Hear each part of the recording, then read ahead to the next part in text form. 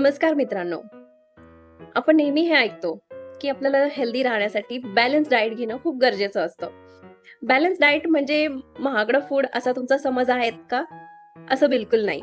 Balance diet म्हणजे रोज आपण जे खातो, त्याच्यामध्ये आपल्या शरीराला आवश्यक असणारे सर्व न्यूट्रिएंट्स असणं, असं होय. तुमच्या ताटात साधारणतः अर्धा भाग व्हेजिटेबल्स आणि सॅलड असावा. 1/4 भाग प्रोटीन असावं. उदाहरणार्थ डाळ, कडधान्य, स्प्राउट्स, पनीर, कर्ड किंवा नॉन व्हेजिटेरियन फूड. उरलेला 1/4 भाग कॉम्प्लेक्स कार्बोहायड्रेट्सचा असावा. जसं की भाकरी, पोळी, भात किंवा मिलेट्स. यासोबत थोडंसं हेल्दी फॅट जसं की तूप, शेंगदाणे, तीळ किंवा जवसाची चटणी.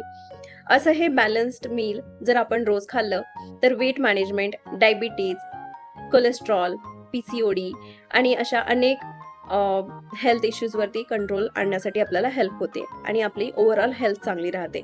लक्षात ठेवा, बॅलन्स डाएट म्हणजे एक्सपेन्सिव्ह फूड नाही, तर स्मार्ट फूड चॉईसेस. हा व्हिडिओ नक्की सेव्ह करा आणि न्यूट्रिशन बेसिक सिरीजचा पुढचा भाग नक्की बघा. Stay tuned.